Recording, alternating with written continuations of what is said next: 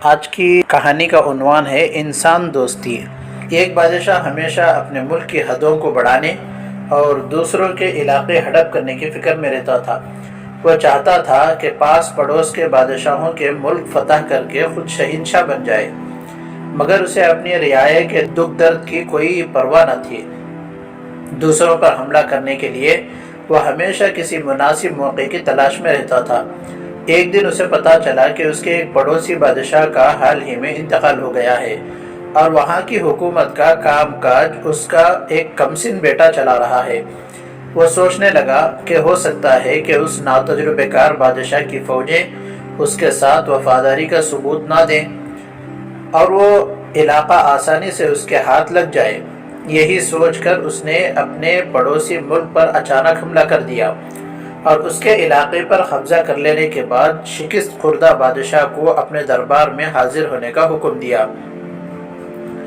ہارا ہوا کمسن بادشاہ جب فاتح بادشاہ کے دربار میں حاضر ہونے کے لیے تیاری کر رہا تھا تو اس کے وزیروں اور درباریوں نے سمجھانا شروع کیا کہ اگر کچھ ایسا موقع پیش آئے تو یوں کیجئے گا، اور اگر وہ اس طرح کا سوال کرے تو آپ ایسے جواب دیجئے گا۔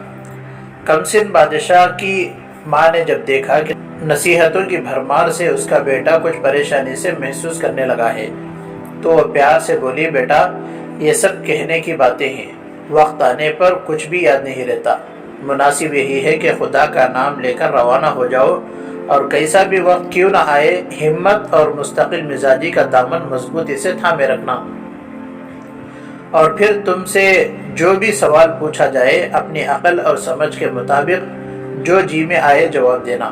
اپنی ماں کی نصیحت کے مطابق لڑکا خدا کا نام لے کر چل دیا۔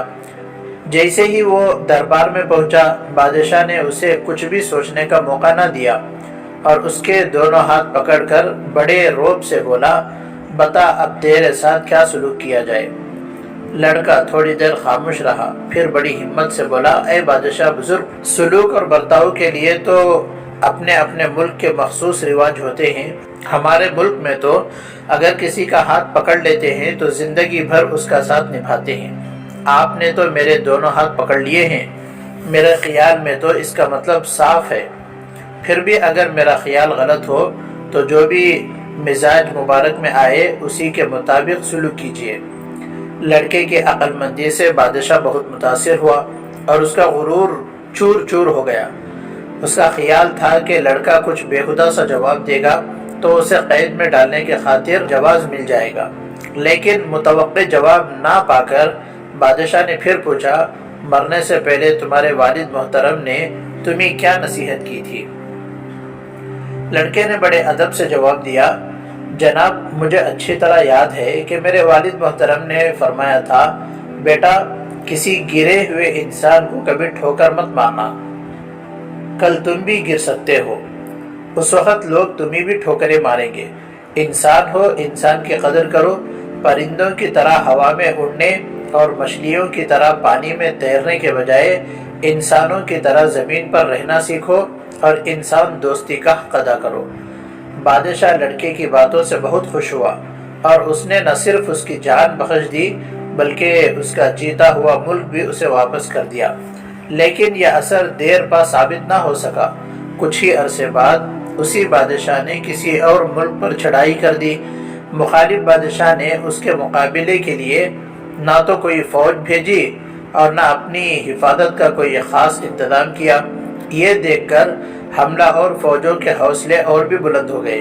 ان کا خیال تھا کہ حریف کو شاید حملے کا علم نہیں ہے، ہو سکتا ہے کہ وہ کہیں پڑا غفلت کی نیند سو رہا ہے، یہی وجہ ہے کہ انہیں کوئی پوچھنے والا نہیں کہ تم کون ہو، اس طرح سے ہمارے علاقے میں کیوں گھسے چلے آ رہے ہو۔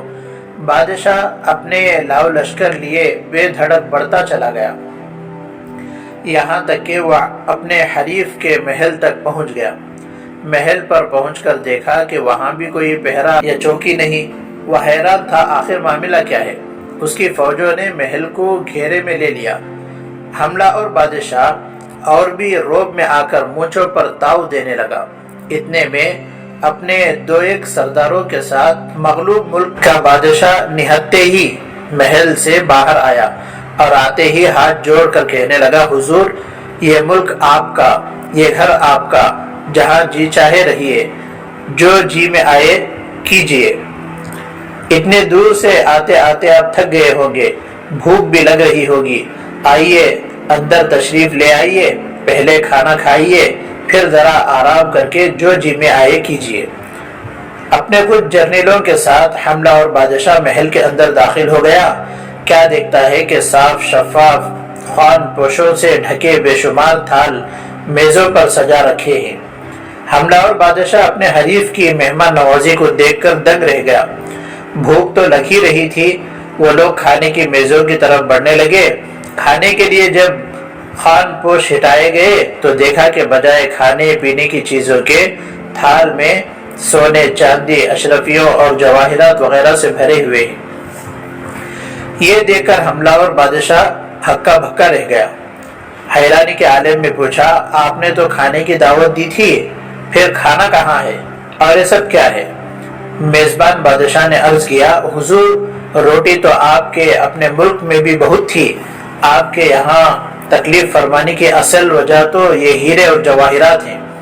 یہی سوچ کر میں نے مقابلہ کرنا واجب نہیں سمجھا تھا کہ جنگ کسی بھی صورت میں ہمارے مسائل حل نہیں کر سکتی۔ حکومتوں کے قائد قانون صرف بادشاہوں اور امیروں کے فائدے کے لیے ہوتے ہیں، لیکن سزا غریبوں کو بھگتنی پڑتی ہے۔ جس جوش اور جذبے سے آپ نے حملہ کیا تھا، اگر میں بھی اسی طرح مقابلے کے لیے میدان میں اتر آتا تو فصلیں تباہ ہو جاتی، بستیاں اجڑ جاتی، ملک کی اینٹ سے اینٹ بچ جاتی، ملک کمزور، رعایا برباد ہو جاتی، نہ جانے کتنے لوگ زندگی بھر کے اپاہج ہو جاتے، ہزاروں گھر بے چراغ، بچے بوڑھے بے سہارا، عورتیں بیوہ ہو جاتی، بے حساب مالی اور جانی نقصان ہوتا۔ انسان دوستی کے اس جذبے کے پیش نظر میں نے مقابلے سے گریز کیا۔ اب آپ مجھے گرفتار کریں، قید میں ڈالیں اور چاہے تو قتل کر دیں، اس کی مجھے قطعی پرواہ نہ ہوگی۔ شوق سے آپ یہ سب مال و متاع لے جائیں، مگر میری رعایا کو کسی طرح کی تکلیف نہ پہنچائے۔ انسان دوستی کا حق یہی ہے۔ حملہ اور بادشاہ بہت شرمندہ ہوا اور